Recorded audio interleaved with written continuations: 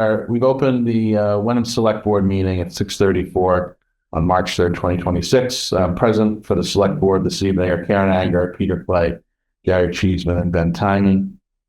We will be potentially taking a break for technical reasons in a few minutes. If HWCAM arrives, they undoubtedly have been delayed by the weather this evening. We also have on the schedule a 6:45 meeting with the Finance Committee, which we will commence once we're through some of the opening items on the Select Board agenda, which begin with public input, public comment on any issues that are not otherwise specified on the agenda, but which members of the public may wish to comment on. Are there any members of the public on Zoom who wish to make public comment? It appears not. So that moves us to town announcements. I'm going to wait. You want to go ahead back there? So we'll do our usual orders and administrative update. Thank you, Mr. Chair.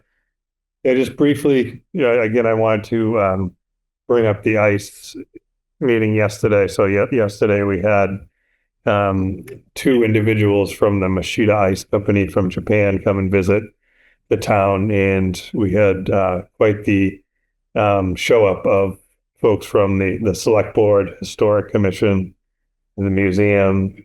A lot of press. Well, Salem News was here, Hamilton Wenham News, and it was a really great meeting on the history of Wenham Lake and the Ice Company. I got to spend a couple hours with the individuals from Japan, and I believe all enjoyed themselves. I want to give kudos to Joe Pasamato because he was the person who received the letter from the Ice Company and kind of ran point and coordinated the event. And it was a few hours long and multiple stops and went up for the Select Board and folks at home that watched last week. The Select Board voted on Friday to sign Ernest Jackson's contract as our new town administrator, finance director, town accountant. He has since signed that. We have a majority of the board signatures, so that contract has now been executed, and we're moving forward with the Corey check and other requirements to get him onboarded appropriately. I'll remind folks that Spring Ahead is this Sunday, March 8th at 2 a.m. So don't forget to move your clocks ahead Sunday night, or I guess, early Sunday morning. And also just a reminder that town meeting this year, we've been pushing some information out through social media, but we'll be having a much larger information push following this meeting once the warrant order is finalized and we get the proof that will be mailed to residents in the mail in the coming weeks. But the town meeting this year is going to be on a Thursday, which is unlike prior years. It'll be on a Thursday evening, starting at 6:00 at the Bennett Center, Gordon College. So we'll have information going out, but just put it on your calendar that it is April 9th, Thursday night, 6 p.m., Gordon College, Bennett Center. And that's all. On the public, a virtual office hour tomorrow will resume at noontime, and the first Wednesday of April at noon as well, which is April 1st. I'll also be holding a Zoom office hour along with the town administrator. So if you wish to talk about, comment on, have questions about town meeting issues coming up, or anything at all related to town business, please feel free to Zoom in from wherever you may be tomorrow at noon or April 1st at noon from work or wherever you are. And we hope that we'll get a good turnout for those virtual office hours. Also a reminder that Select Board member Anger holds in-person office hours every Monday at noon at the Hamilton Wenham Library. And that's all I know there. Yeah, I'll just echo what Steve said. Yesterday was a very interesting time with the two owner and executives from Sheeta Ice Company. And then, so I want to extend our thanks to the Wenham Museum, especially Robbie Cochran, our local historian. They gave a good presentation on the history of Wenham Lake and Wenham Ice. And then, as Steve said, kudos to Joe Pesmilo for organizing both and all off very well. Yes. I'd just like to say kudos to Rich Souza, the DPW, for digging us out like multiple times. And I paid very close attention to Harvey Street and School Street, and they seem to handle that pretty well. And so I stopped somebody on School Street, one of the plows, said he'd been working 22 hours. So, I mean, it's crazy. Yeah. So thank you, Rich. Thank you, TPW. Karen? Nothing for me. All right, that will bring us to, we don't have a consent agenda this evening. Take a break. We'll take a break. Probably 20 seconds. Yeah, sure. We'll be fine. Can we do A? Well, we're just going to switch sound. That way, people don't Okay. get home, don't miss. Yeah, let's have 30 seconds. So go ahead.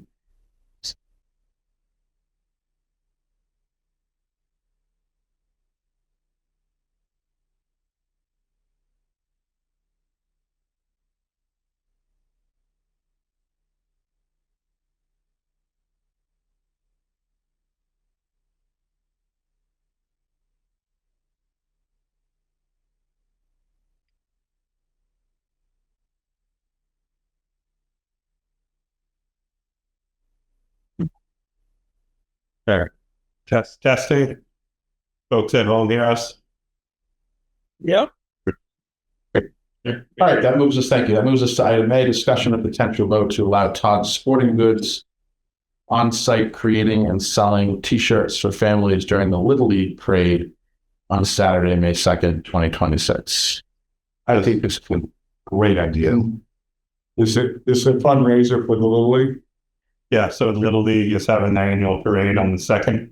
And Sean Timmons, our shared rec director, is coordinating. And his request is to allow them to be there to help we'll sell T-shirts and stuff to help raise money. Any comments? And I can't see any hands up virtually, so just speak up if you'd like to be heard. If you're on Zoom, please. Yeah, let's see it. Any great. Right in the channel motion. We have one. Oh, okay. Hi, good evening. My name is Paul Berthium. I'm on the Hamilton Wenham Little League Board of Directors. I've been talking with Todd, so I thought it was a really cool idea and opportunity. He offered it up, so just wanted to share that with the board and hope to have your support. Thank you. Thank you, Paul. I appreciate you taking the time to attend and to speak to the agenda item. Entertain a motion. Okay. I move to allow Todd Sporting Goods on-site creating and selling T-shirts for families during the Little League Parade on Saturday, May 2nd, 2026. Second. All right. We have a motion and a second. So I'll take a roll call vote. Karen? Karen Anger says yes.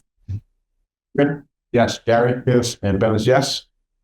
Great. That moves us to discussion and potential vote to temporarily authorize the town administrator to use a town-owned vehicle for commuting, work-related travel, and incidental personal use through June 30th, 2026, in order to effectively perform the duties of the town administrator.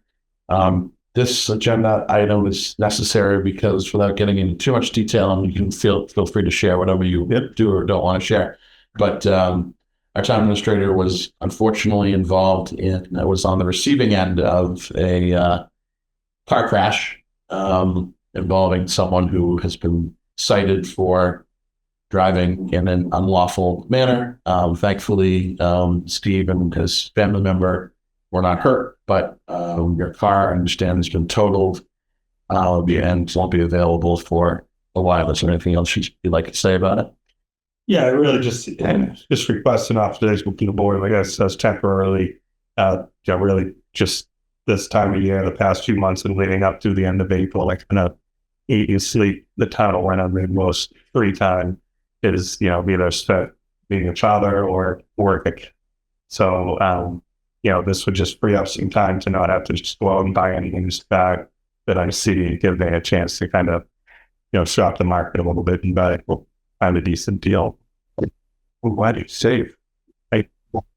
What's the town vehicle you figure will be? Well, initially it will be for a couple of days. Will be the police have a small CRV that they use as an admin vehicle, and then probably next week there's a old Taurus that's covered in snow in the back that will be revived to do the 3 or 4 mile back and forth to home. I've seen a Ford Taurus and all of that.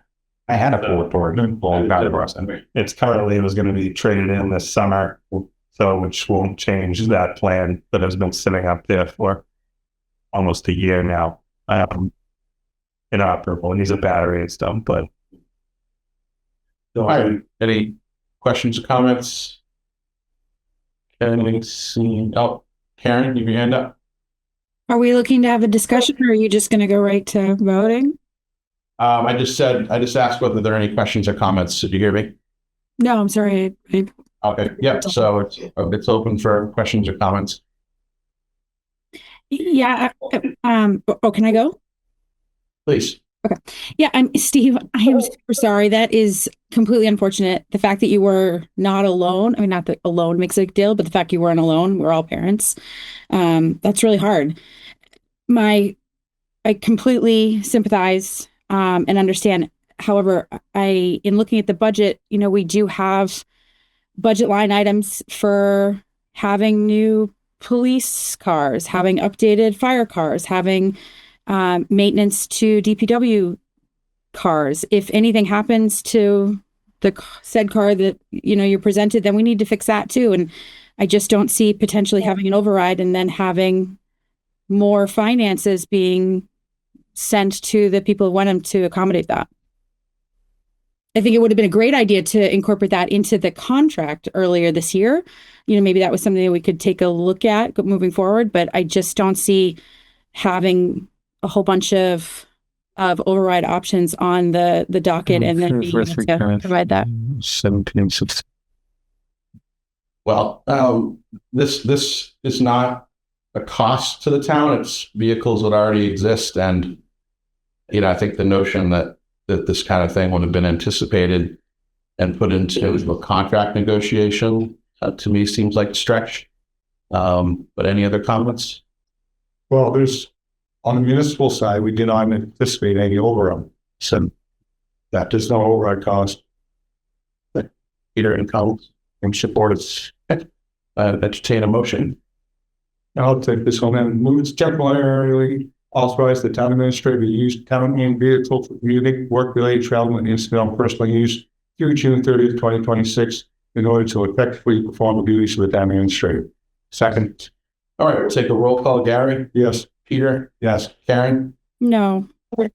And Ben is yes. That passes 3-1. And that brings us to our joint meeting with the Finance Committee. It is presently 6:48. And Chair Sprague, do you want to open up your meeting? Yes, but I'm a little concerned we may not have a quorum. I see Bob. Jared just can't make his on anyway. So you've got 3. Yes. Jared. Okay, so we've got Jared, myself, and Bob. All right, so that makes all right. So let's see. I will call the Wenham FinCom to order at 6:48 p.m. Present myself, Finn Sprague, Jared Ward, and Bob. We have a quorum, so we can go forward. Great. So we're going to have a joint discussion with the Finance Committee regarding 2026 annual town meeting warrant articles. The boards will vote to make formal recommendations to town meeting on each individual warrant article. This is a continuation of the discussion that we began jointly with the FinCom and also as a select board separately a week ago. So Steve, you want to take it from here? Yep.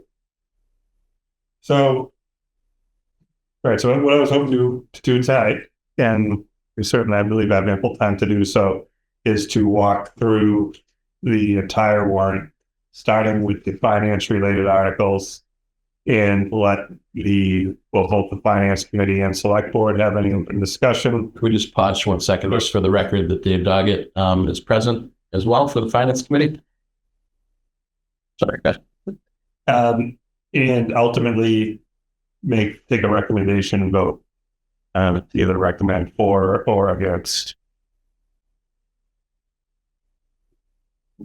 I'll see what happens to start rolling through them. Yeah, so we'll start through them. You'll notice both that. What's that? Yeah, shoot. Yeah, share. We'll say while we're pulling it up that the finance committee is finalizing their report and they're very close to finish. So expect that to be finalized in the next couple of days. So don't scroll down the first article. You notice there's no article numbers. That's intentional, so that through discussion we decide to move any around, it doesn't interrupt or have to require renumbers. And then to the extent that commentary refers to other articles with numbers, those also have to be caught and changed. So starting with the first one, annual operating budget. This is, so if you want to we'll read the commentary, or I'll point out the last sentence here. It says, this article fully funds municipal operations as well as Essex North Shore Agricultural and Technical School within the town's levy capacity, and partially funds the Hamilton Wenham Regional School District's operations. And so the intent here is that our revenue growth was evenly distributed between the town and the schools. The school is going to then, in the budget article 2, as shown here, would be looking for $438,589 to supplement their budget. That will be reflected in Article 1. The schools are still working on how they want that to be displayed.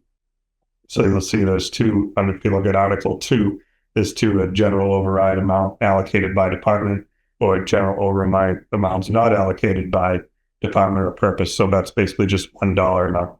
I'm waiting for the school committee to weigh in on if they have a preference of that. That can be achieved through a motion. So we'll be able to change at town meeting depending on how. I'm expecting a presentation from Eric. I'm expecting supplemental material to be handed out at town meeting, but none of that has been presented to me or is prepared yet. We want to maybe start with discussion and recommendations for the first two articles, or take them into, obviously take them one at a time. I can make a motion when we're ready. Okay. Are there any comments before we obtain a motion on article on, I'm going to call it the first article, even though, become article. Bob. Yes, Bob.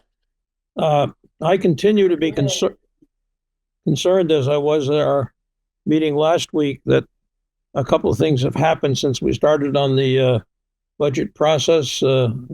Schools have got their budget. We've produced a model that suggests that we could, if we cared to, eliminate the override this year. And also we've been told that the expectation for years to come is 4% plus whatever allocation percentage change we have.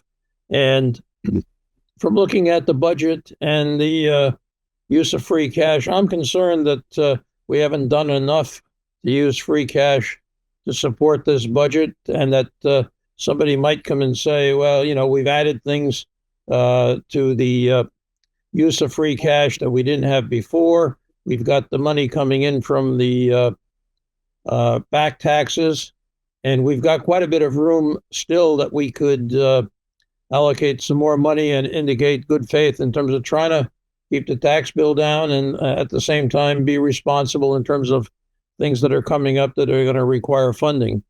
I've got a lot of numbers, but that's the basic picture. I think that we ought to consider moving some money from free cash into the budget so that we could come in with a lesser override and possibly therefore make it more palatable to voters.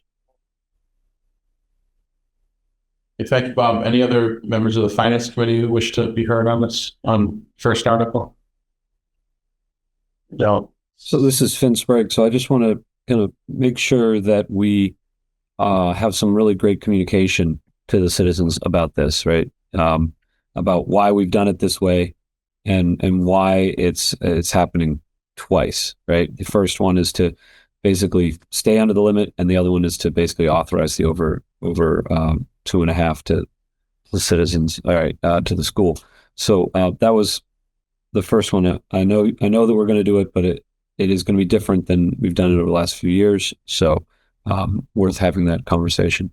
The second one is, though I hear what Bob has said about using free cash. I noticed that there's been a lot more drama with our kind of sister town over at Hamilton, where they were using free cash to avoid an override last year, and now they're kind of really forced to dig out of a hole and explain that to the citizens. So while I sympathize with his point of view, personally, I think that what we've got here in the Warren article is probably the best way to move forward. So that's it for me. Thank you. For the record, Deirdre Karate is present. Meeting. Okay. Any other Finance Committee members who wish to be heard on the first article? And maybe to follow up on things, on my understanding is the revenue assumptions have been ratcheted up materially this year compared to last year. It's been kind of moving in that direction. So I would not be trusting, I guess, the generation of free cash as Bob plans to, or Bob is kind of advocating for. I think that's what we can bring to the taxpayers, saying we are working towards reduce that tax number anyways. So I'm comfortable with that. Maybe one question compared to Hamilton, because it's a regional school district. Are they going about these two articles in the same way? Yeah, we're trying to align that kind of played into our decision to keep two separate articles. There are other ways to do it, but this is one, consistent with how Wenham has seen their overrides presented in the past, and two, it aligns with the way Hamilton is doing it. So confusion. Great. Any other Finance Committee comments? And I'm looking at the screen to see if there's a virtual hand up, and I don't see any. Any select board member comments regarding the first article? Can I just ask you a question? Yes. Shouldn't we get a recommendation of the findings in the advisory committee for it? Well, I think we're going to have discussion of both boards, and then each board will vote. And I'm fine doing it in that order, but yeah, each board is going to need to take a vote on each article. I have no questions. Okay. All right. Finn, do you want to, I think maybe procedurally it would make sense to have your board take a recommendation vote first on finance related articles, starting with the first one, and then the select board will take its recommendation vote, and they'll proceed accordingly with each article. Discussion of both boards. If there are members of the public who wish to hear anything, we'll entertain that, and then we'll take the recommendation votes on each. First FinCom, next select board, except for any articles that obviously don't require FinCom recommendation. So Sure, that makes sense. Ben, is there any particular language you guys would prefer for the motions from the FinCom? Is it simply a recommendation or is it a motion to recommend the article as written, or is there a different language you'd like to have? Yeah, I think a motion to recommend approval of action. I'm sorry. Favorable action and read out the title of the article. Thank you, Gary. Yeah. So motion to recommend favorable action on, and then you can read the title of the article. Or conversely, if someone obviously is free to make a motion not to take favorable action, but we'll take it article by article. So Right. So I'm just writing that down. So, okay. So, as an example, I will make the motion for this first one here. So, I am making a motion for the Finance and Advisory Committee to recommend favorable action on the article titled Annual Operating Budget Appropriation, Town and Schools. And I'm looking for a second. Second. I think I heard David first. Any discussion before we move to a vote? Not hearing any. Move to a vote. Finn will vote aye. Jared, I. David, I. I would like to vote no, but I will vote yes. So I'll count that as an aye. So that's 4 members present and 1 member not present. entertain a motion from the select board. I move favorable action on from the select board on article titled Annual Operating Budget Appropriation, Town and Schools. Is there a second? Second. Great. We'll take a roll call. Karen? Yes. Peter? Yes. Deirdre? Yes. Gary? Yes. And Ben is yes. Thank you. All right. Second article, I think Steve has already, correct me if I'm wrong, Steve, you've already given some background and explanation Yeah. on that. So we'll just, we'll ask the finance committees whether any members have any comments specific to the second article. And I don't see any. Do any members of the select board have comments regarding the second article? I don't see any. Any members of the public? We can click on the attendee one. And then, Finn, do you want to proceed with the vote? Sure, I'll do this one as well. So this is a motion for the Wenham Finance Advisory Committee to recommend favorable action on the article titled Operational Override for Schools and Town. And I'm looking for a second. Second. Dave's faster on the draw again, and we're looking for any discussion before we move to a vote. Not hearing any, we'll move to a vote. Finn will vote aye. Jared, I. Aye. Thank you. Going to entertain a motion from the select board. I move that the Wenham Select Board recommends favorable recommendation on the article titled Operational Override for Schools and Town. Second. All right, we'll take a roll call. Gary? Yes. Deirdre? Yes. Peter? Yes. Karen?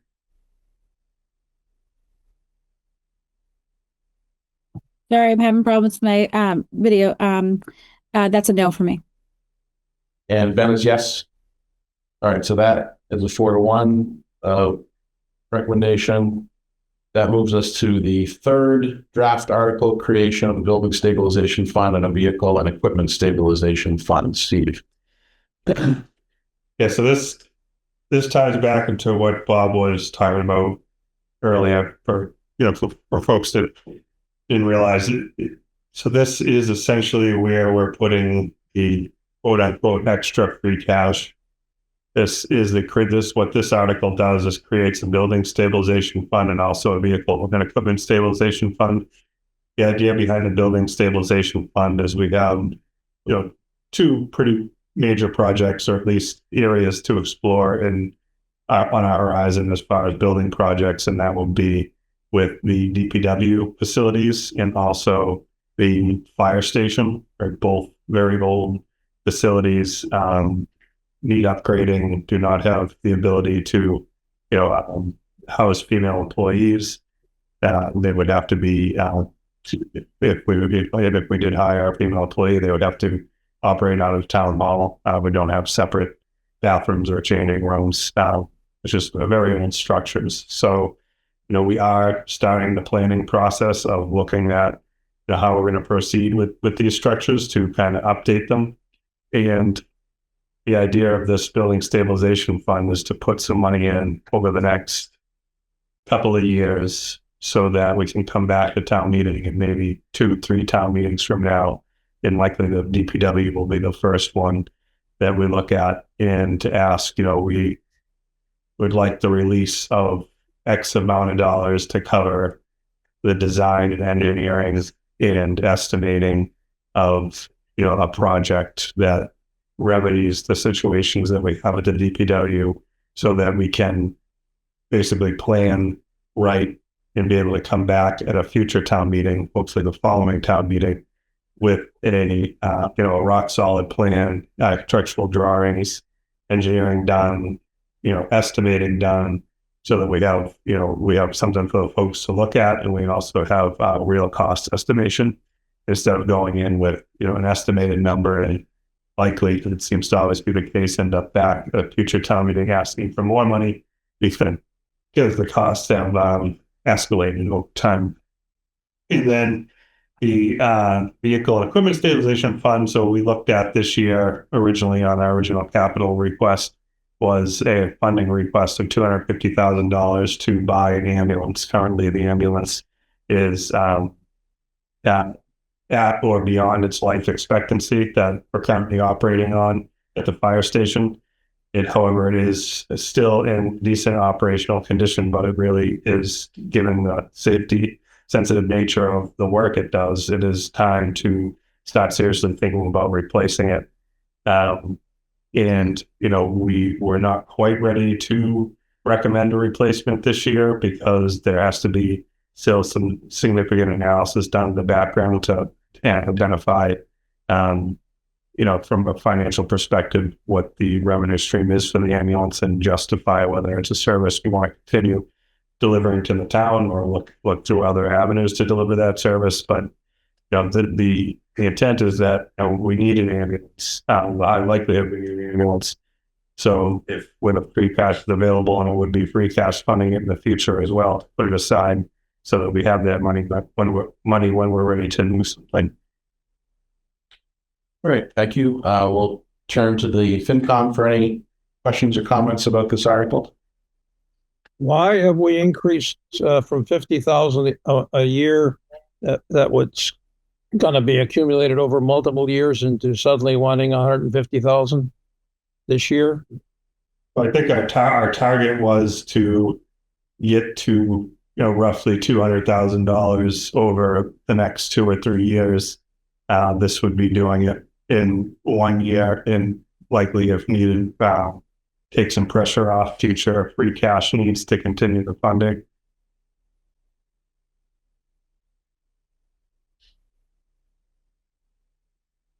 Any other? And so the establishment is a 2/3 vote. If we put another $50,000 in next year, is that again a 2/3 vote, or is that goes back to majority? No, it's simple majority. So the establishment rate is 2/3, and then take it out in simple majority. Okay, and to put more in, it's also Yep. Okay. Any other finance committee comments? Just I'm in support of this because it allows us to kind of smooth the impact of kind of major expenses related to vehicles or building maintenance, and it can be released slowly over time or as needed in an initial big slug, either to purchase one thing or to fund an analysis or to pay the first year's worth of debt service. And there's a lot of flexibility that this offers the town. Do any other finance committee members wish to be heard? All right, we'll turn to the select board. Any select board members wish to speak on this article? Gary? Just a little edit. The fifth line in the first paragraph and in the commentary, the first full paragraph, need to strike and school building. So we can't have it cross the district and sources. Those. So fifth line of the first paragraph, right in the article, and then in the first big paragraph of the commentary, the second line, both places scratch and school building. Yeah. Or maybe just and school. This is large-scale municipal building projects. Yeah, so for exams is cool. Otherwise, so I support this to the year to put some money away for the knowing how these costs are coming up soon. I agree. Any other select board comments? And seeing none, we'll turn it back to you, Finn, if you want to give me a vote. Just keep doing the motions here. Motion for the Wenham Finance Advisory Committee to recommend favorable action on the article titled Creation of a Building Stabilization Fund and a Vehicle and Equipment Stabilization Fund. Second. All right, looking for so we've got a second. Any discussion before we move to a vote? Not hearing any, we'll vote. Finn votes aye. Jared, aye. No. So I think I heard 1 nay and 3 yays from the FinCom. Michelle, you actually just click on attendees. So sure. Okay, good. All right, entertain a select board motion. Move that the one select board recommend favorable action on the article titled Creation of Building Stabilization Fund and Vehicle and Equipment Stabilization Fund. Second. All right, we have a motion and a second. We'll take a roll call. Gary? Yes. Deirdre? Yes. Peter? Yes. Karen? Yes. Ben is yes. Thank you. That moves us to use of free cash and other available funds to fund the fiscal year 2027 capital improvement programs. Won't spend much time on this. This is a list that was discussed last week and informally approved. Just highlight that it is less than $50,000 that was originally in there for the building stabilization fund, as Bob pointed out. Okay. As you said, that was amply discussed last week, but if any finance committee members wish to be heard on this article, please go ahead. I assume the DPW second line 4703 is that the chapter 70 funding that's scrambled there or something else. The project name is 473.7. So that is that plow truck. But I will update that. Good catch. Is that on the table? Yes. Okay. Two. Yeah. Also, for the record, Finance Committee member Sarah Bishop is not present. Right. Any other Finance Committee members who wish to speak about this article? And we don't see any. No members of the public either. I don't any select board members wish to speak on this article.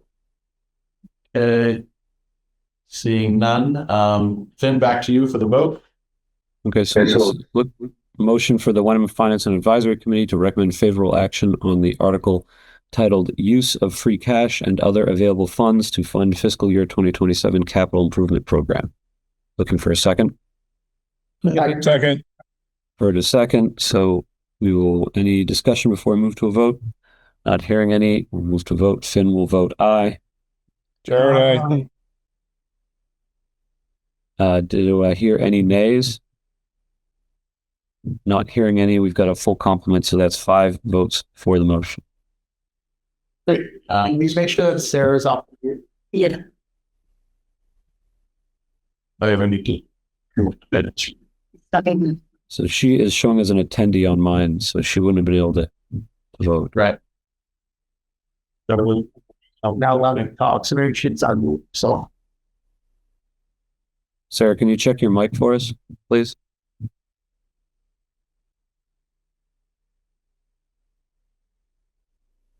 Not hearing her. Sarah, it might be that you have to accept the invitation to become a panelist. If I'm remembering the Zoom protocol correctly. Michelle is trying to promote you to panelist.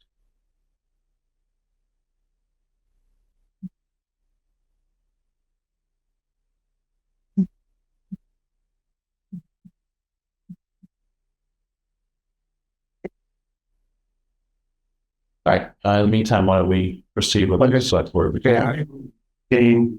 One select board to be found favorable action on the article titled use of free cash and other available funds to fund fiscal year 2027 capital improvement program. Second. All right, we'll take a roll call. Karen, Yes. Peter, Deirdre, Yes. Gary, Yes. and Ben is yes. It's unanimous. And I think we should continue, and hopefully we can work out Sarah getting you on like panelist side or otherwise. I'm not, tell me if it's acceptable for us to hold open a vote for this long, for the fifth member to cast a vote. I think we need to keep going. So But so we're going to call that a 4 votes for and 1 abstention, or what are we going to call this? Or like unless there's like a verbal abstention. yep. Okay. But And we had, last year we did re-vote on some items of Oh, right. Aaron feel like she would like to. yeah, right. Is anyone able to reach Sarah like by text message just to make sure that I'm she's going to not try. I'm going to look and see if I have her contact info. take that moment?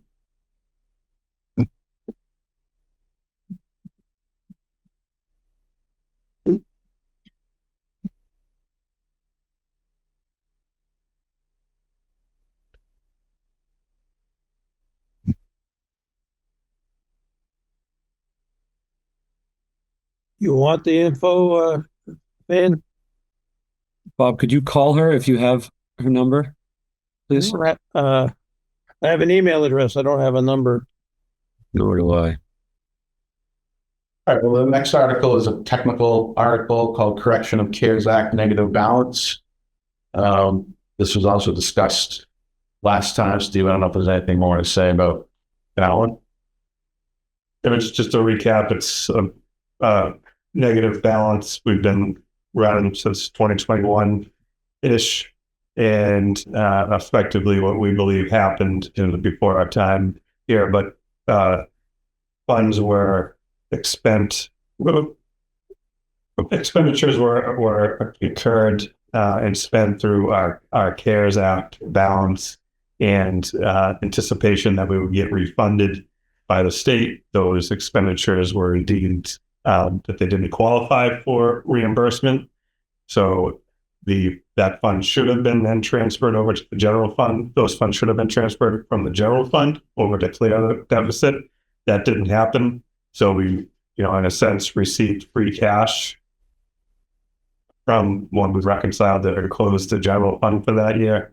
So our free cash balance has been running the 46,698.93 high due to this for the last 4 or 5 years.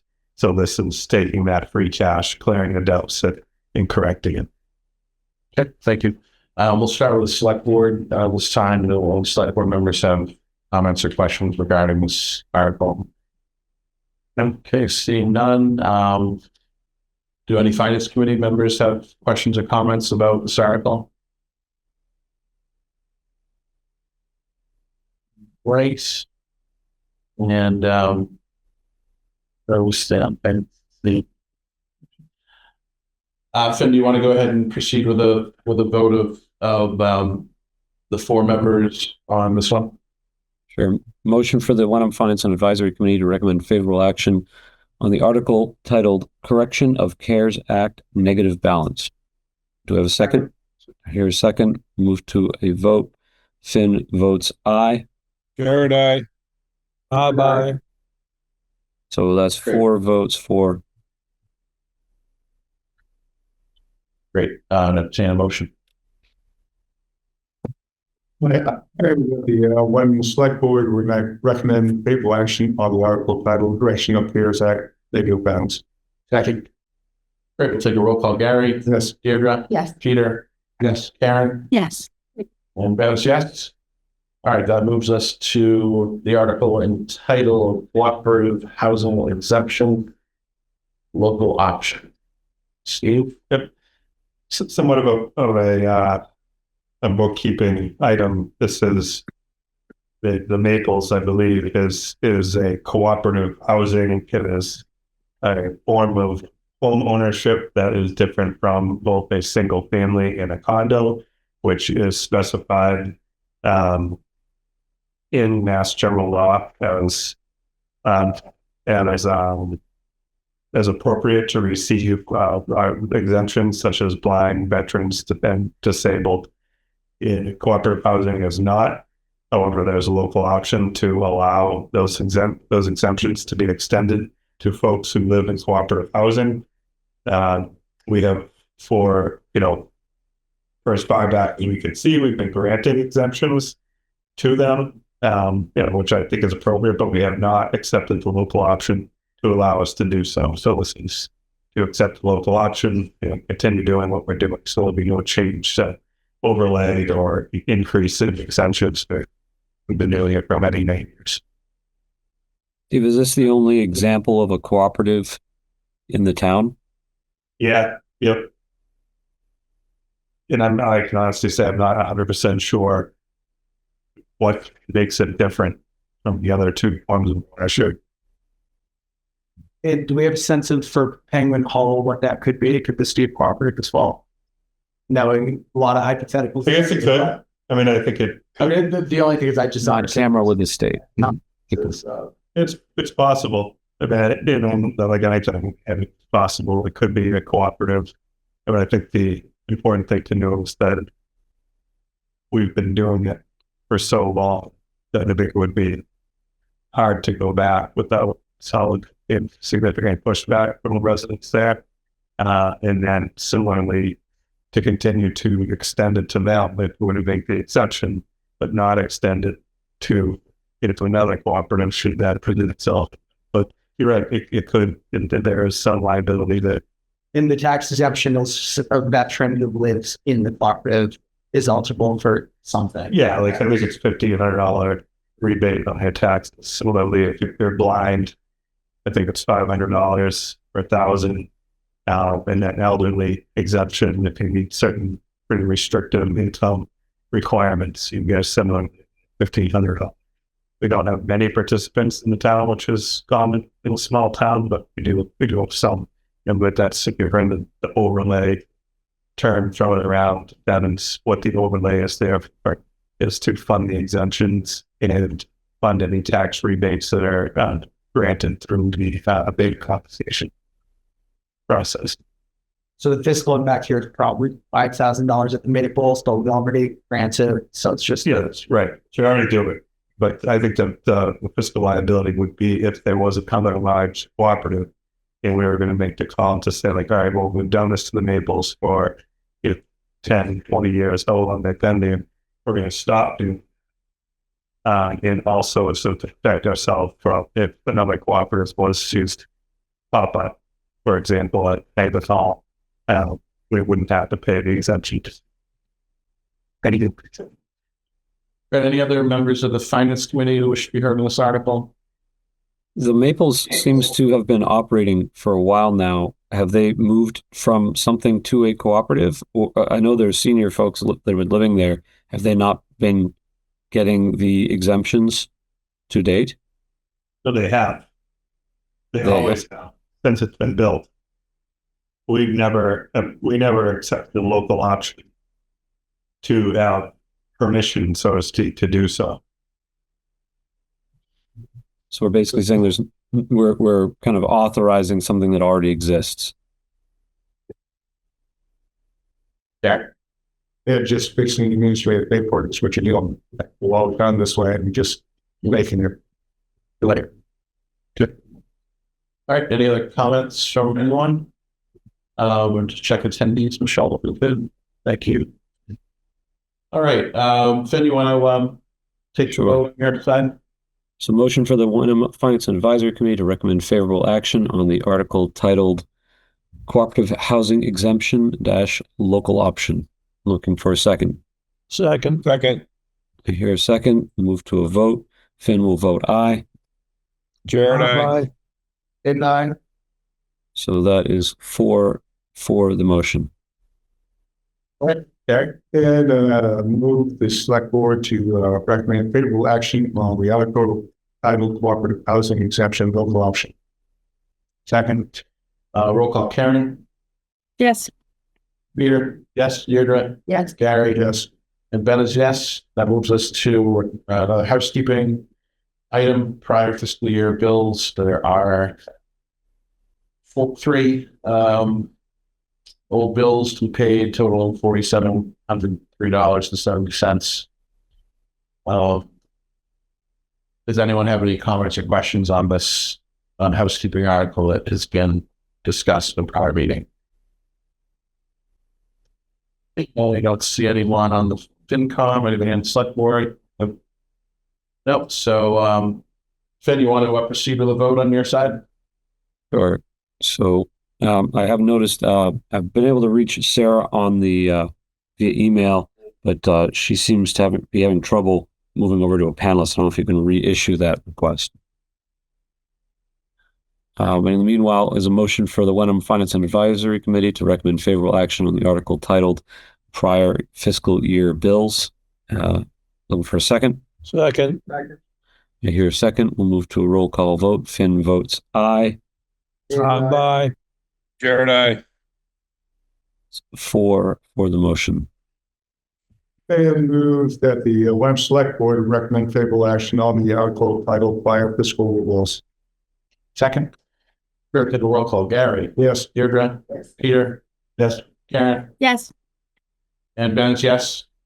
And Michelle is continually trying to promote Sarah to a panelist, so there's some kind of a technical. Maybe suggest you sign off and sign back in. Reset it. Yeah, that might help. Yeah, makes sense. Those Zoom bugs that pop up now and again. All right, Dale, on Colby. Yeah, I know, right? That's all. Right. Your IT helps out a little bit. Starting.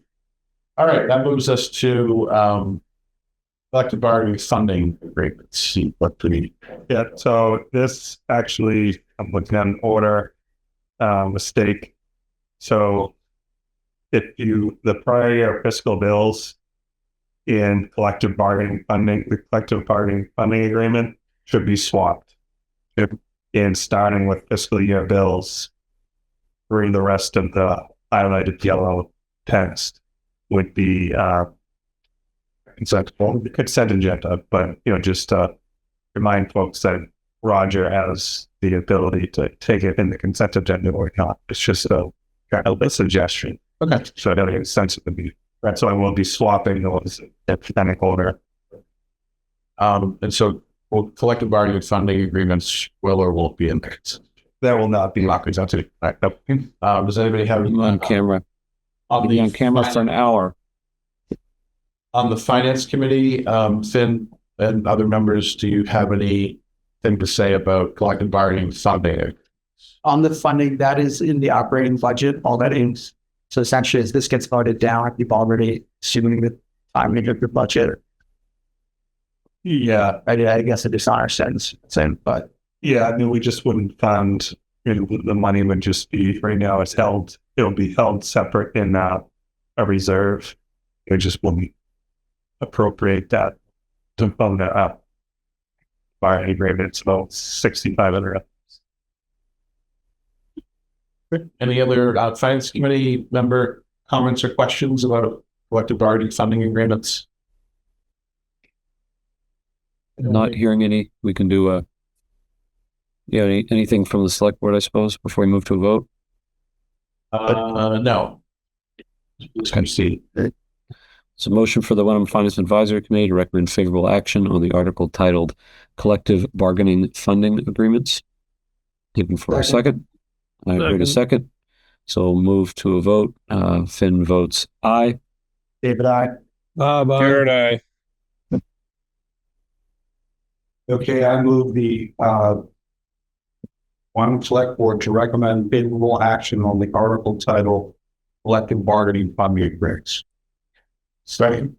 Oh, motion in the second. Roll call vote. Karen? Yes. Peter? Yes. Deirdre? Gary? Yes. Ben is yes. Thank you. That moves us to cemetery and other trust funds, which is part of posed as part of the consent agenda. They threw the set on it. Yeah, this is a procedural article. It's in every warrant, just so that we're permitted to accept, as it says, accept the funds for interest in trust donations. I will note that usually there's a transfer from the cemetery sale lost vegetable care article every year that is not in there this year. We slightly over transferred. We created a small deficit, so there won't be any transfer this year. It will be occurring next year. All right. Any finance committee members who wish to speak on this article? Don't see any select board members who wish to speak on it. Don't see any. Then would proceed with a vote, please. Motion for the Wenham Finance and Advisory Committee to recommend favorable action on the article titled Cemetery and Other Trust Funds. In the second, I heard a second, so we'll move to a vote. Finn votes aye. Garrett, aye.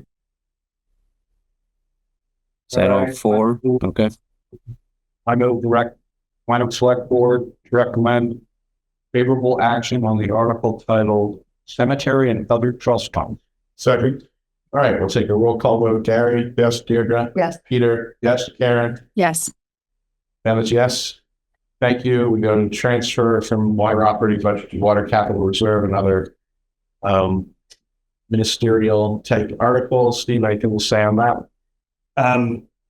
Yeah, just quickly, this is again done every year, $50,000 to their water capital reserve account, similar to our stabilization fund. It's to offset and pay for any large capital improvements needed to do to our 28 miles of water leads throughout the town. Thank you. And for the record, we have Finance Committee member Sarah Bishop as a panelist on Zoom. Do any members of the FinCom wish to be heard on this particular article? Seeing none, do any select board members want to speak? Derek? I just say under the commentary, I'm not sure the second line really applies.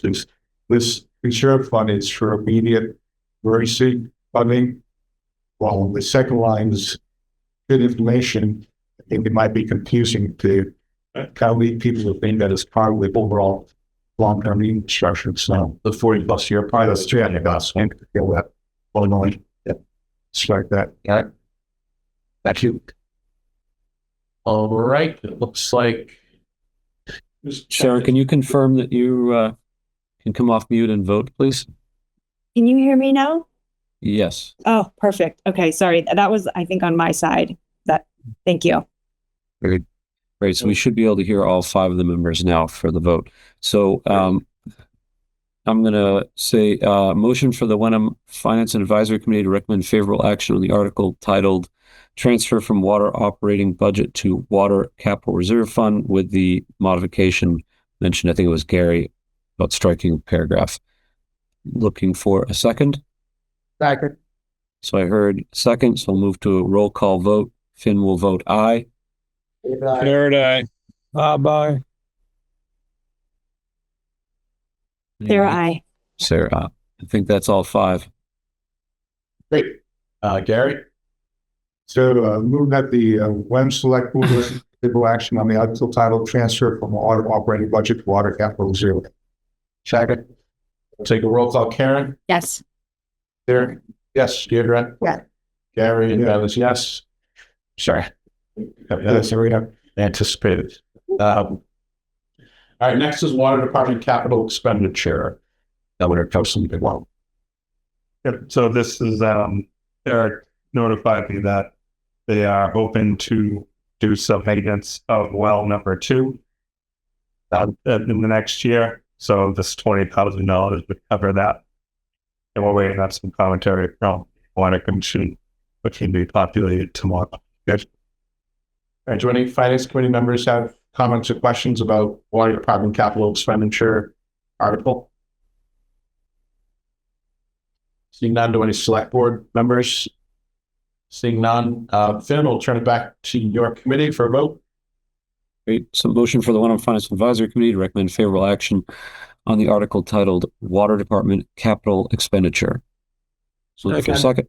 Heard a second. So move to a vote. Finn votes aye. David, I. Bob, I. Jared, I. Sarah, I. That is all five. And I motion the Wenham Select Board to recommend favorable action on the article titled Water Department Capital Expenditures. Second? We'll take the roll. Gary? Yes. Deirdre? Yes. Peter? Yes. Karen? Yes. And Ben is yes. That brings us to roadwork chapter 90. And this is like procedural article, which is something that's in every warrant every year. Essentially what this does is it allows the town to spend the funds it receives through the state's Chapter 90 program to spend them on items appropriate to the program, which is effectively, this is our largest, probably our largest funding source for our roadway improvement projects. Thank you. Any finance committee members, comments or questions? Okay, seeing none, select board. Seeing none, Chairman Sprague, back to you. Motion for the Wenham Finance and Advisory Committee to recommend favorable action on the article titled Roadwork Chapter 90 Funding. Looking for a second. Second. Heard a second. Move to a roll call vote. Finn will vote aye. David, I. Bob, I. Jared, I.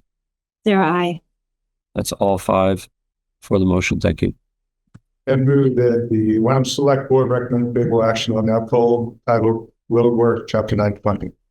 Second. All right, we'll take a roll call. Karen? Yes. Aye. Yes. Deirdre? Yes. Gary? Yes. And Ben is yes. Thank you. Brings us to the CPA reservations and appropriations. Steve? Yep. So this is our annual CPA article. That's, I do want to note that, well, it does primarily it's the recommendations that the Community Preservation Committee are making to town meeting of projects that they would like to see money granted to accomplish and their funding sources underneath the CAC. What I do want to highlight that what makes this year a little bit different is we've gone back to April 2015, so about 11 years, and have reconciled all the outstanding projects. And you'll see here there's, there's unspent balances ranging from about 28 grand there. I think it's the most at about $300. But we'll be closing the town meeting vote to close these unspent balances and essentially scrape them back into their reserves so that they can be reappropriated for future use of a project. Those items 10 through 18 here. A total of 51,070.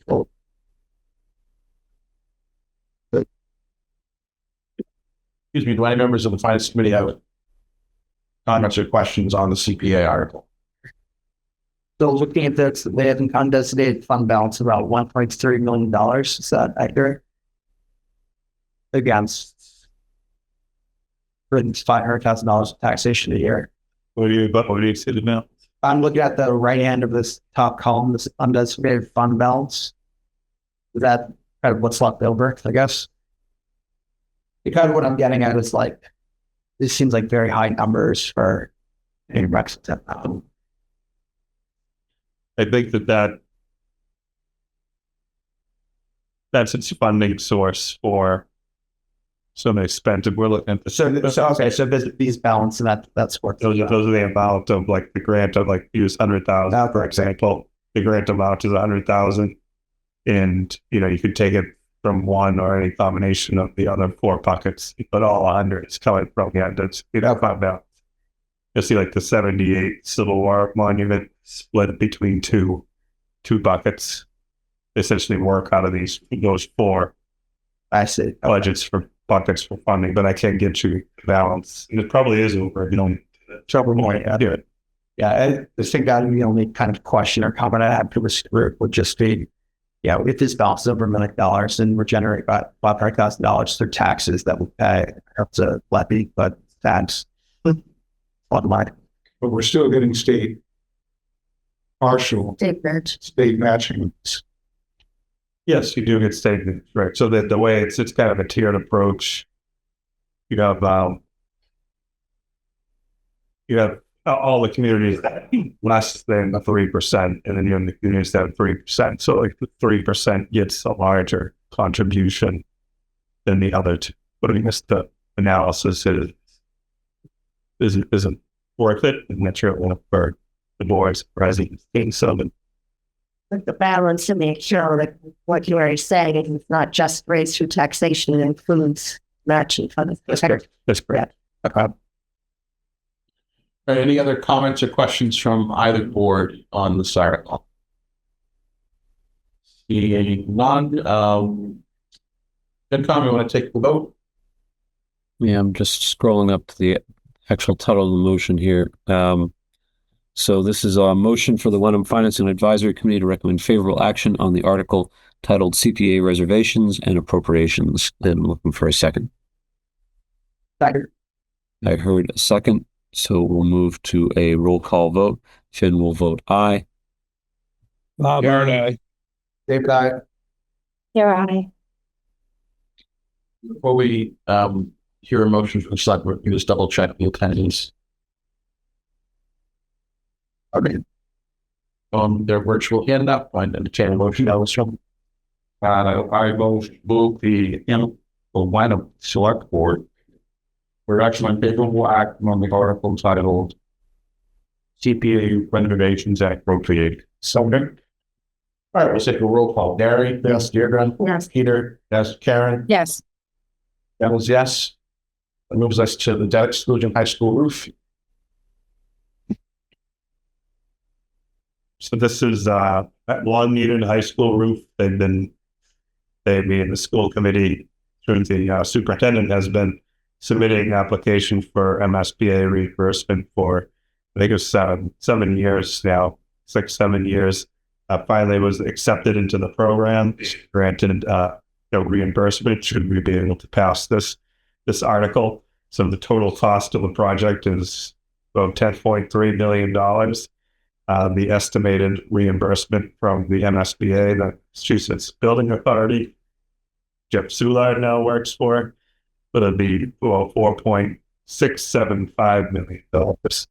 Wenham's estimated share of the total project is about 1.9, which is roughly 1/3 of the total cost, with the first year of debt service projected at about $155,000, which would be funded through a tax, which is above and beyond what you appropriate in Articles 1 and 2. And of course, passes at town meeting, get all that on the ballot. Correct. All right. Any What's the vote threshold for this? Is it a simple majority? 2/3. Yep, that's based on the regional agreement. Yep. All right. Any board member comments from the finance committee? Don't see any from the select board. That roof leaks. Yeah, it does. Yeah, I've been in there when it's leaking. Yeah, it's no joke. Yeah. All right. Finn, do you want to proceed with the vote on your side? Or can you scroll up just a little bit so I get the title correct, please? Sure. Then I'll make the motion. Finance and Advisory Committee recommends favorable action for the debt exclusion high school roof. In for a second. And we'll give it a second. And discussion, hearing none, go to a vote. David votes aye. Jared, aye. Bob, aye. Sarah And I. I Sarah I. think that's all 5 of us. All right. I move that the one select board recommend favorable action on the article titled debt exclusion high school roof. Second. All right, we'll take a roll call. Karen? Yes. Peter? Yes. Deirdre? Yes. Gary, yes. And Ben is yes. That moves us to Iron Rail Renewable Energy Lease PPA article. So this is obviously it's a renewable energy lease PPA article, but the background is that it's essentially a large solar array that's being proposed to be built in the land immediately behind it's a small ball field behind the DPW facility along wetlands.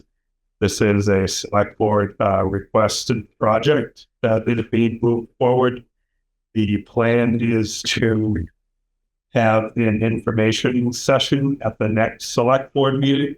Kate, Valerie, and I are working on a presentation that will cover the project in more detail as well as the financials. So, I'm anticipating the FinCom may not be ready to vote tonight.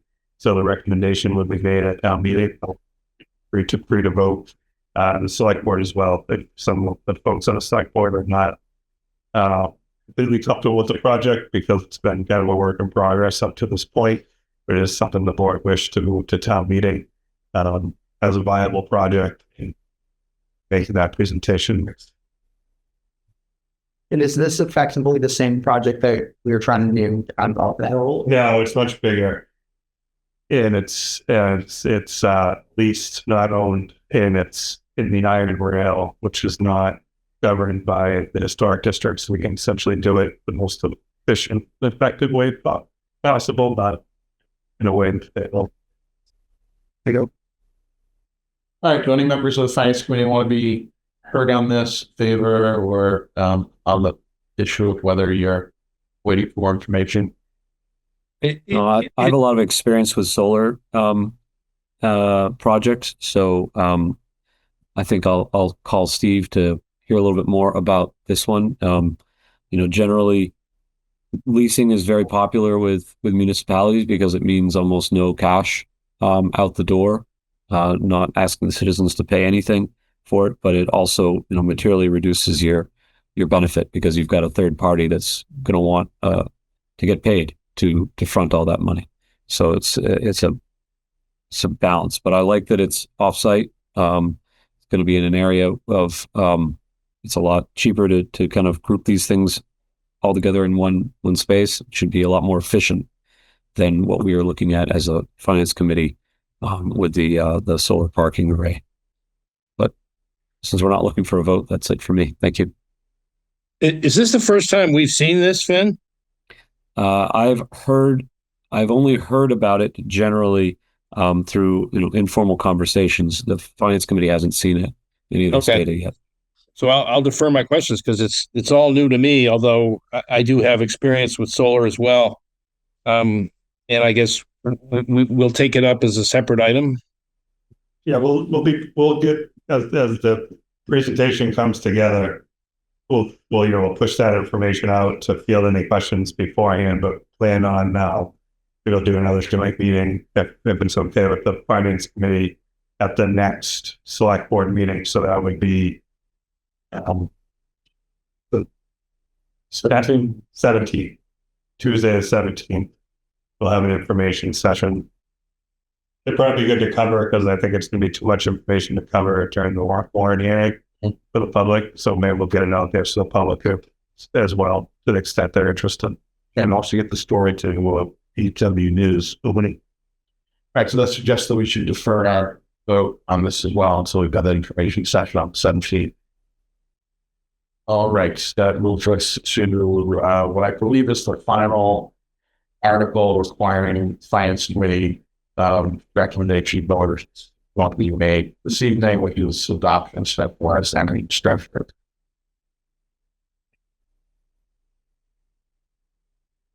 So this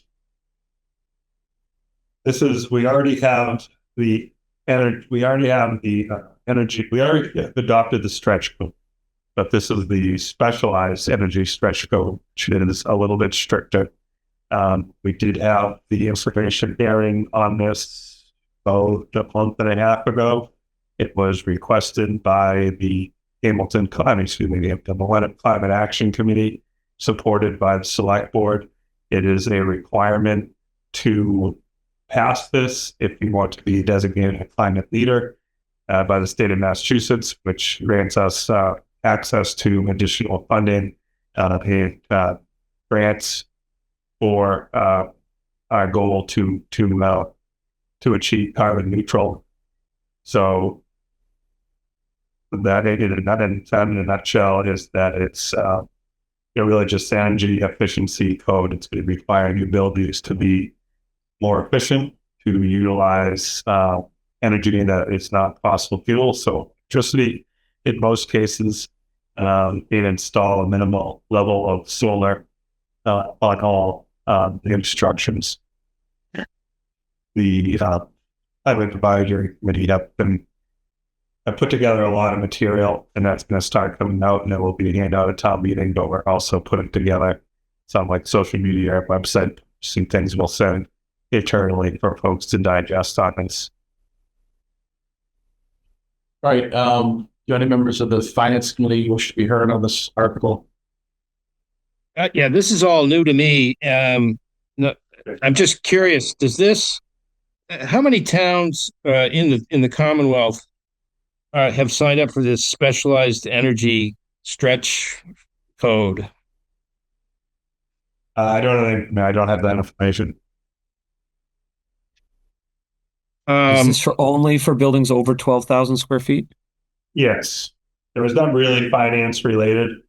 I guess the boards can make a determination whether the finance advisory wants to make a recommendation here. I think it's fine if FinCom wants to make a recommendation, but I would just add that we did already have a discussion on this, and it was presented at a select board meeting. So I think you don't have all the information at hand. I don't remember the number of communities, but it was somewhere 36, 50-ish. It's still fairly new, but it is being adopted in various municipalities, and it applies only to new construction. So might I suggest that we, between now and in advance of the 17th, that we can just confirm through Mark Wahlberg or however best we would do that, whether or not Finance Committee recommendation is required for this. And if it isn't, then the select board has already voted recommended. We can certainly do that again. But if it is, if FinCom recommendation is required, then on the 17th, maybe we could present some of the details. I'm happy to defer this. I'm trying to think about how the FinCom would address this because, it'd be sort of like, what are the incremental costs to the town? What are the incremental benefits to the town?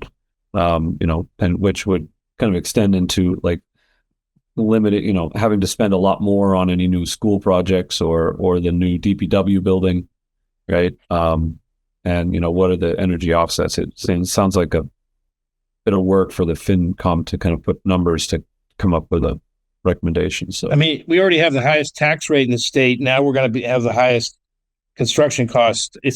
But it's obviously a policy issue. It's not a financial issue per se, would be my view. Yeah, I mean, it does seem like it may harm our ability to generate new growth if we have more sense of kind of housing costs for building costs. All right. I mean, as a citizen, I don't see why we're pushing this. If this, when quote unquote affordability is the watchword in the country right now, but that's a citizen's issue. It's not a finance issue per se. All right. We'll make a determination as to whether or not Finance Committee recommendation is necessary, because it sounds like it might not be, and then we'll reconvene on that issue. Yeah, Taylor. I just want to reiterate that we actually had, two thirds. Adoption of specialized stretch code is part of a larger strategy of pursuing climate leader status for the town. So this is one element of that process that needs to be approved by town meeting. At a select board meeting in, don't remember, January, December, we can get the date for everyone. We actually had a presenter from the state who explained the program and the various implications, the number of communities that adopted it already, and answered questions. So I would recommend that all of you watch that presentation, because that will help clarify this. And also, I thought the climate committee, are they preparing a one-page explanation for town meeting? Yep. Yeah, we have a lot of drafts. We met Monday morning, I think it was, with Sue Petrolia. And yeah, We have a lot of information that we send out. We're trying to narrow it down so it can fit on two sides in one page. So there are explanations for the things that you're concerned about. So I move that the Wenham Select Board recommend favorable action on the article titled adoption of the specialized energy stretch code. Second. Okay, we have a motion and a second. Before we take a vote, please check if there are any attendees or virtual hands up and open on. And thank you. All right, we'll take a roll call vote. Gary? Yes. Deirdre? Yes. Peter? Yes. Karen? Yes. Ben is yes. All right. Finance Committee, thank you very much for working through each of those articles with us. We'll have an answer for you as soon as possible as to whether the specialized stretch code article does or doesn't require a Finance Committee recommendation vote. And I think with that, Fen, you may wish to adjourn your meeting. Any other comments from members of the FinCom? Then I will make a motion. Sorry, go ahead, Dave. And then just quickly, if there's any items that Sarah thought that she wanted to vote on, or is she fine with the votes? I'm not sure if we want to reopen that or not, which is I did. I can just confirm quickly that I did vote. I would have voted aye on all of them. I was trying to verbally, but I did send Finn an email. But yes, I voted aye on those, just for the record. So did her votes be added? I think it's a question for the it's really up to the Finance Committee. So right now we have favorable action. Yeah, we have favorable action on all. Was the time to get permit to the warrant for that? Tomorrow night. So tomorrow night. So we just actually have to go through all. Yeah, I mean, you could read that can't take more than a couple minutes. So we just read someone just read all the articles, just put motion to, add sorry bonus aye to all of them. They adding one. I mean, I'll That makes sense. if you want to get to Yeah, do you want to go ahead and do that, Finn? I realized we all saw that Sarah was in the attendee room and would have been in the panelist side, but for the technical issues. So go ahead. So this would be a motion to, I think probably Sarah, you'd want to make a motion to add Sarah's aye vote to the all of the articles, and we got to read them all individually. Okay. She actually on for all of them, Finn? So, all right. So, Yeah, I did hear all of them. Yeah. Okay. so we'll call this I'm not sure if consent agenda or what have you, but so there's a motion to add Sarah Bishop's vote as an aye to article annual operating budget appropriation town and schools. Sarah, you'll go first to all these. Okay. I vote aye. Okay. Finn votes aye. Garrett, aye. Okay. A motion to add Sarah's aye vote to the previous motion on operational override for schools and town. I vote aye. Okay. Finn votes aye. Motion to add Sarah's aye vote to previous motion titled Creation of a Building Stabilization Fund and a Vehicle and Equipment Stabilization Fund. Sarah? Sarah votes aye. Finn votes aye. Garrett, aye. Motion to add Sarah's aye vote to use of free cash and other available funds to fund fiscal year 2027 capital improvement program. Sarah? Sarah votes aye. Garrett, aye. they got Where's the next one here? So we're doing this one, correction of cares. All right. Motion to add Sarah's aye vote to the previous votes on correction of CARES Act and negative balance. Sarah? Sarah votes aye. Finn, aye. Garrett, aye.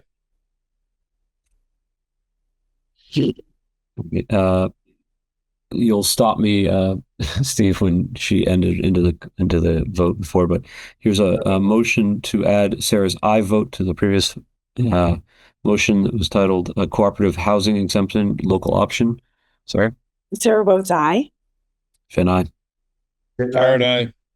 Am I? All right. A motion to add Sarah's aye vote to record for the previous motion titled prior fiscal year bills. Finn votes aye. Sarah votes aye. Is that? Jared, I. Still going, Steve? All right. Yeah, I think it's to the motion- water capital reserve is what I. Water capital reserve. Okay, Finn. All right. So motion. is there. Okay. Motion to add Sarah's aye vote to the previous count related to the motion collective bargaining funding agreements. Sarah? Sarah votes aye. Finn, aye. Jared, I. Motion to add Sarah's vote to the previous motion cemetery and other trust funds. Sarah? Sarah votes aye. Finn, aye.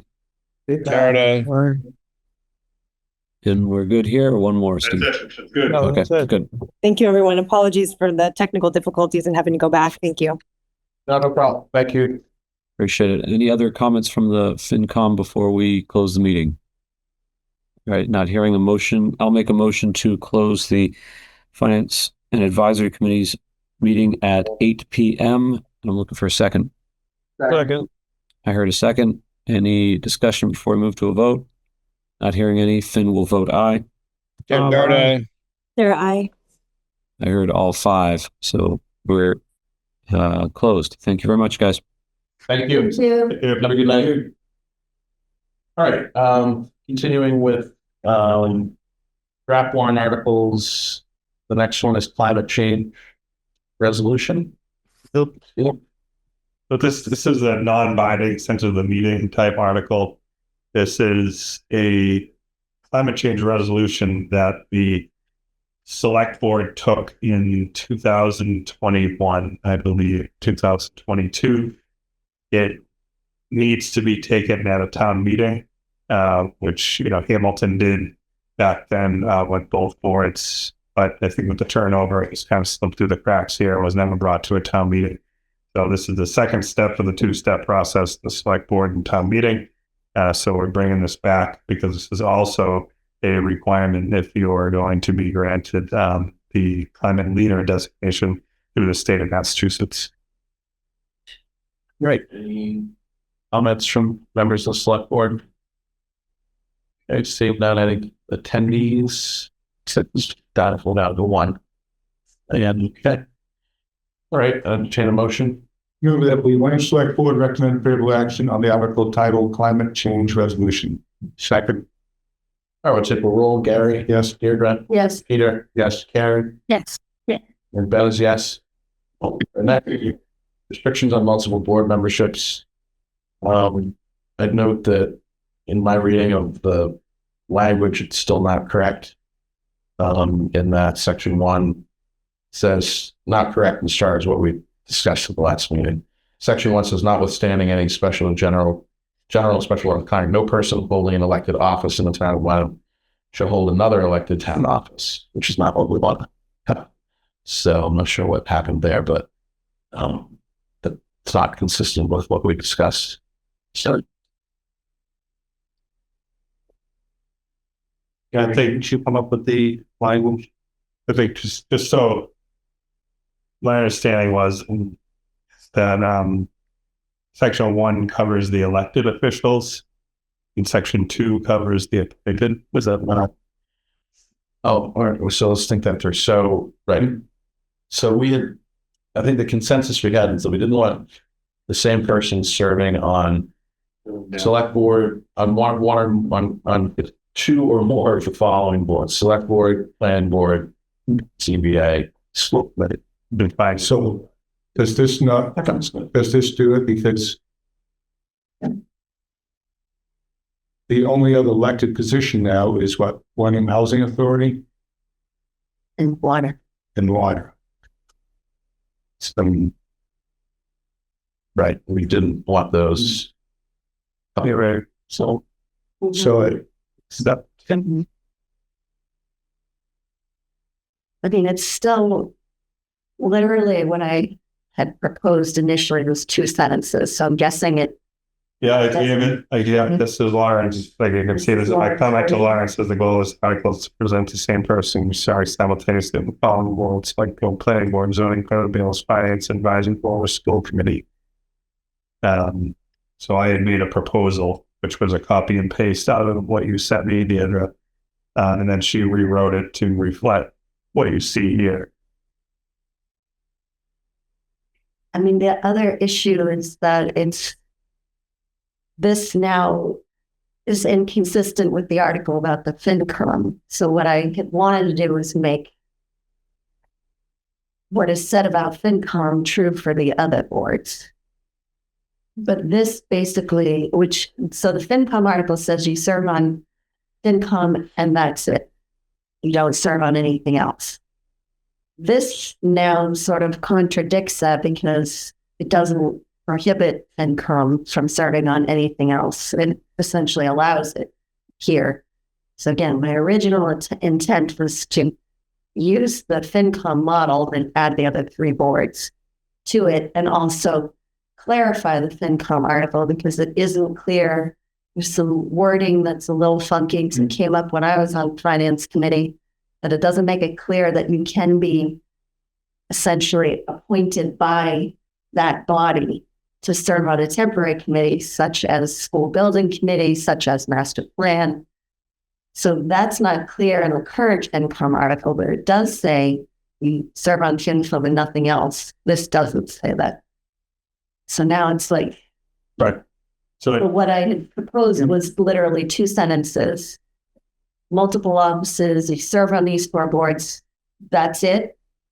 And there was one other sentence, unless appointed by that said body to a temporary committee. You probably also needs to be statutorily required. But anyway, that was the original intent, somehow morphed into all this. You can't do it that simply. But I think the issue with conflicting with FinCom is still an issue. I hear you. I'm thinking. So, just my understanding is this would achieve if we were to put in section 1, with the exception of Water Commission and Wenham Housing Authority, and then add to section 2 that the Finance and Advisory Committee can serve on, like in addition to these listed boards, can serve on nothing else. Unless she says that the bylaw can go like simultaneously with this special act, so that the bylaw just is during there, because that's an appointed board, so you have the authority through the bylaw to further govern that. I'm just trying to. It's like she likes this framework, and trying to figure it away. And I'll go back to it for sure in the morning. Sure, we can hammer something out. So you would say, notwithstanding any general or special law to the contrary, no person holding an elected office in the town of Wenham, other than the Water and portal, the housing authority, shall hold another elected office. So that works, right? You just put those two out as an exception. Yeah. But then you still have to deal with the so maybe two stencils is a pessimist, but maybe we do need the third sentence that says, talks to the point of members of all committees may be appointed by that committee to temporary committee membership. Yeah, essentially, don't use that sentence that you bet. Yeah, use that sentence, that says that, first one says you can't hold two positions unless you're a water or housing person. Second is all the appointees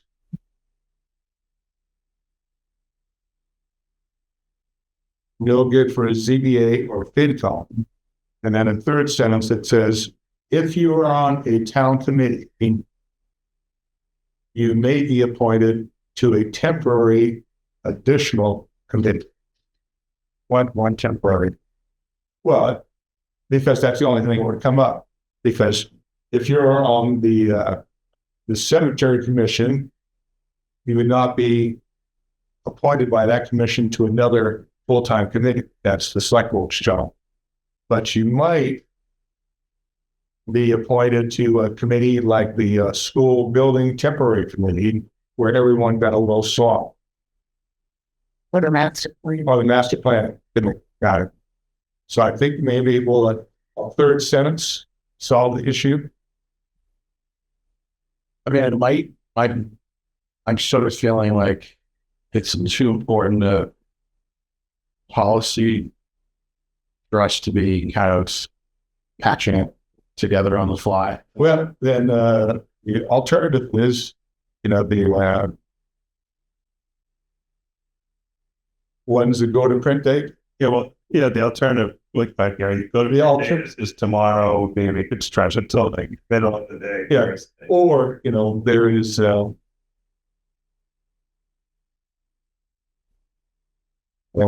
mean, it'd be hard to open and close, then open and close the warrant. Yeah, and add an article. You can't do that. well, the warrant is the warrant is open. I was just going to have you close it procedurally close it to next meeting. Yeah. My thought, just as we're thinking about it, is you could remove the article. Well, not the article, but the wording of the article, say to be delivered at town meeting. Keep the commentary, because so folks know what the article, because it says restriction of multiple board members. Commentary, the legal is just to get us to what the commentary is saying, like in layman's terms. And that'll buy us another 2 weeks. And that'll buy us another 2 weeks to revisit this at the next meeting. Finalize the warrant article. Not reload this. Nail Yeah. Yep, nail it. Yeah. And then have the constable post that one. Right. Which includes this, which is all the one time. It's why I have a placeholder in town. Works for me. Me too. Yes. Yeah, the wording's just, We just that gives us time to get that word right. the second one isn't working. Yeah, we should be able to fix it. I just glad we're not how to do it tonight because it's So let me get that question. Who specifically is going to get together and fix this? Steve, me, and Lauren.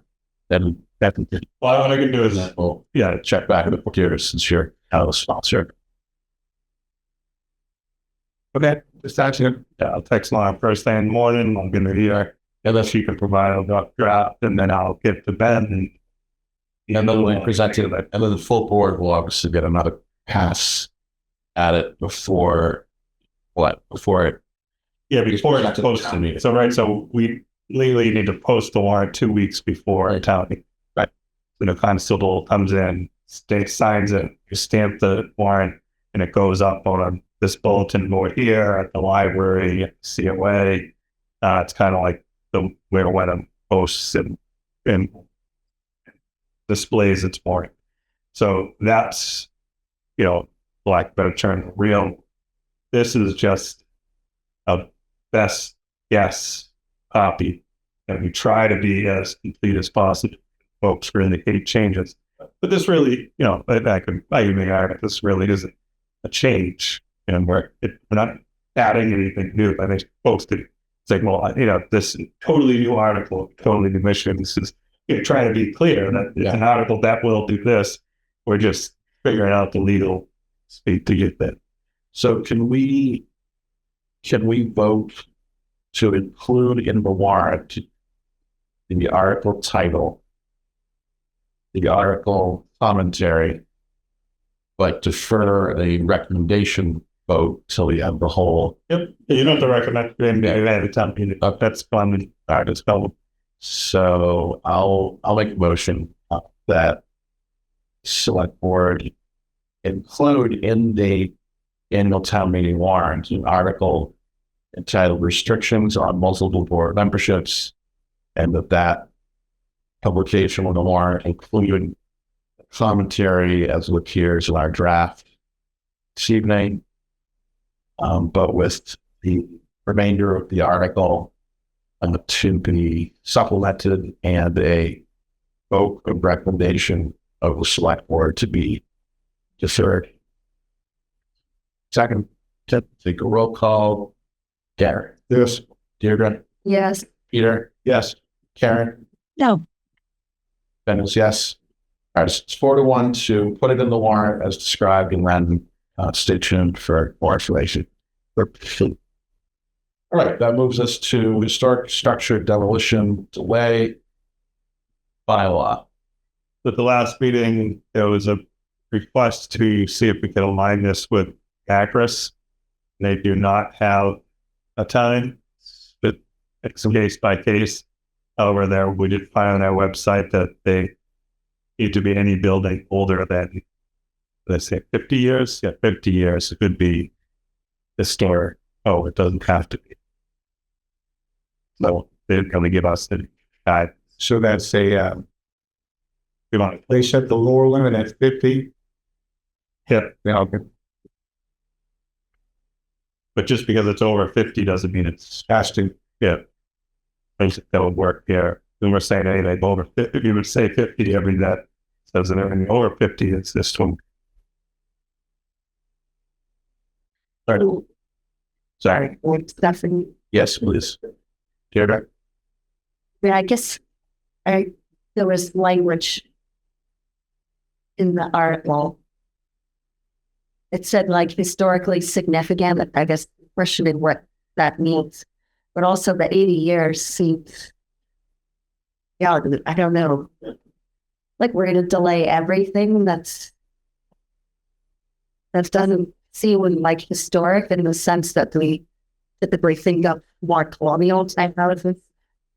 I will say that this request has come before the board a number of times and it's been deferred, and I don't see why it can't be deferred again. If ultimately the board decides that maybe the select board needs to be brought into a discussion with the historic committee, which is really what we drove the request in this entire document, page 40, to kind of figure out what the goals were and maybe come up with mutually decided solution opposed to just taking us out of this. There's been a number of meetings through that, and it's kind of, it's kind of last minute because it's taken this long to get the final document. I'll work that. Yeah. So perhaps we could just go forward with it, knowing that next year it will be changed the number for 80, because essentially that just takes you back to World War II era building. So, and the other thing, this is, say, more than 80 years old, then essentially, as you say, in another decade, there's going to be 400 or 500 homes added to the list, all those that were built in the 50s, Right. which are already brushing up against that. So perhaps It does say historically significant structures more than 80 years old as on file with the town clerk and shown as Appendix B in the warrant. So I'm assuming that somebody had those options ready. This is the file. Oh, it's okay. So Appendix B is not going to like this the actual. Nine. Sorry, that's what I know. Yeah, scroll down a definition, see if it says like historically significant. Yeah, significant building. And it's what it's saying. Well, 80 years old. Determined by the commission or its designate It doesn't. to be significant based on the following. Buildings listed on National Register, Mass Historical Commission, eligible with the historic registry.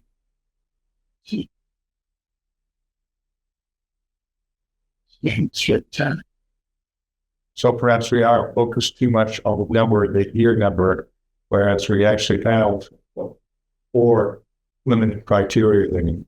Yeah, I think Sort of, but it's still broad. I think. Yeah, Last the one is- fourth one I could. Right. The building is historically or architecturally important. Yeah, I mean, by whose standard? Well, all of those are by the standards set by the historic thing. Right. But I mean, it's written, as I read it, it basically says that the HTC or its designee, which that's too broad, it's unclear. I might could decide that a building is historically or architecturally important without necessarily tethering it to the National Register or other more objective criteria. It's pretty broad, pretty subjective.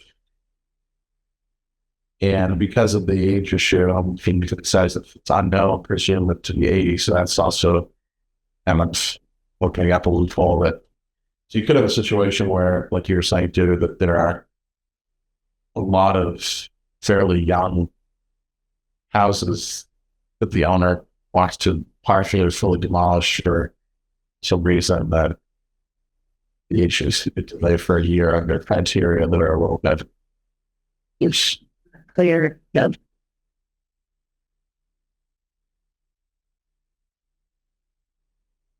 I'm not favorable, but if anyone else is wants to make a motion to that much, why?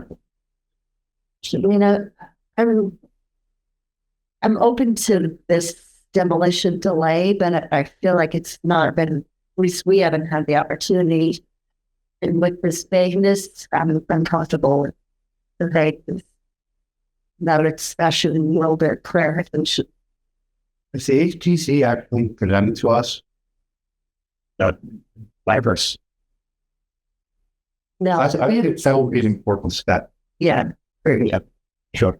Yeah, I mean, it'd be a big deal to have a demolition delay in the town for structures that are only 80 years old and that could be designated with historic and significant under fairly loose criteria. So, can Steve, we add them to the agenda for our next select board meeting? Yeah, except that that won't get it on the warrant timing, but so we can have more time. Probably don't need to have them that quickly. In that this isn't going to end up on the warrant based on the current discussion, right? But I hear what you're saying. You're already could get more tonight. Yeah, I think the message I'll deliver was I think everybody here is open and so supportive of some sort of getting delay and preserving historic structure. It's just want to work together. So it won't feel informing. Yeah. All right. Any can you just that up? Thank you. Good. Any other comments from select board members on this one? All right. Seeing now limits. Bylaw to allow town meetings to be held outside of Wenham. I'm finding the way to correction. Looks like a bylaw to allow town meetings to be held outside. That's a good. Actually, I can move this along. You know, it's getting our states. We're talking next one is the COVID. And then, yeah.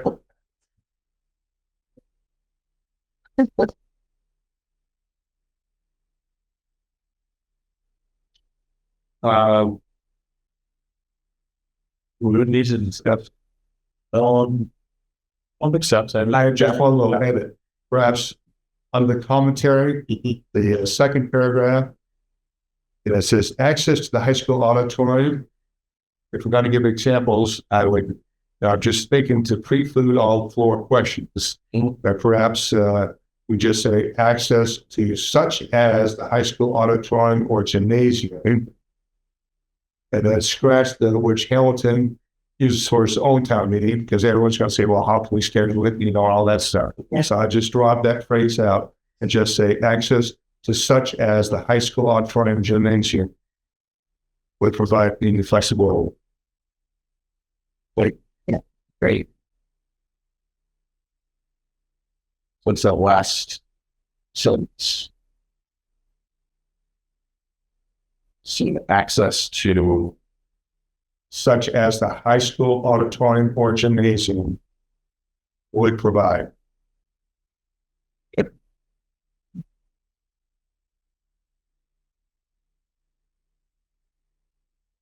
Okay, any further questions or comments? I move that the Wenham Select Board recommend favorable action on the article titled bylaw to allow town meeting to be held outside of Wenham. Second. All right, we'll take the roll. Gary? Yes. Deirdre? Yes. Peter? Yes. Karen? Yes. Keith? Ben is yes. That was to amendment to animal control. This is the Ollie's Law situation, which I think Diane Yeah. briefly sign off that too. So I guess our bylaws refer to a pack as a collection of 4 or more dogs, but this Ollie's Act references it as more than 4 dogs. Well, it's going to be 4 or more, but the state is 5. So we're going to go to people align our bylaws. It's basically aligns our bylaws with that. All right. Are there any human or canine mammals that wish to contact? Absolutely. Otherwise, I move that the Wenham Select Board recommend favorable action on the article titled Amendment to Animal Control Bylaw. Second. All right, we'll take the roll. Karen? Yes. Peter? Yes. Deirdre? Yes. Gary? Yes. And Ben is yes. Thank you. Authorization for easement acquisition Route 1A traffic signal project. This has also been recommended from Ron Steve, discussed at the last meeting. Yeah, I do want to point out, though, you bring up the now, but so nothing like last minute problems, but during KP Law's review, you were notified this morning that the Austin O'Neill, who is the state's engineer on the project, who drafted these engineering plans, missed some of the sidewalk layout, and the sidewalk is actually on the existing sidewalk, but the proposed sidewalk is on private property. So we're moving the proposal now, and we're trying to get away with not having to redraft. Basically, we'll punt the project for another year. But it seems like we have a pathway forward that we're going to move the sidewalk over. So there's going to be another version of this coming out relatively quickly that could impact the size of the temporary easement slightly. And that's to say that this map is probably going to change over the next 24 to 48 hours. Now, but it gets really informational. The actual, locations, sizing, and all materials that we're meeting with each individual AFC listed here is being met with in person. We have to submit what they call a diary, that very detailed summary of the discussions had by the parties to the state. We're having appraisals done to calculate fair market value, individual property status. I mean, it's really just informational. So it's like what you worry about maybe not voting on the map because it's not exact. It's really not meant to be exact. It's just a general guide to really town meeting folks to see, roughly who's impacted and where, what we're talking. So in item A of the draft warrant article, it does reference a plan dated December 7th, 2020, revised for December 20th, 2025. And paper Mass DOT, but that's not what we're looking at here. This could be, I think that might be the front page of that. Okay. But like when they give, and you look at a set of plans, the cover page has like a not that much detail version. As you go through all the pages, they have their real those sites. And I think what that is they scan first page and then added like the dark square blocks. Okay. Kate Mallory added. Yeah. The Wenham Town Hall we added just for reference of where we are. But it sounds like it could. So, but the revision that we're talking about might result in the plan revision title being updated to whatever the new date is. Yes, point. I just don't know that answer, but it's a good insight saying. So we say the point, so we can change, just add to revised through December 20th, 2025, or other. And further, Revisions. Yeah, right, or other such revisions. prepared by administrative. Yeah, prepared. The last due C consistent with it's true. It's so revised to December 20th, 2025, or other such revisions here. Here about last due T consistent with its approved framework. That's all right. Any other comments or questions about this article? In case, or under the commentary, so Steve, my understanding is the permanent taking is just 4 square feet. Is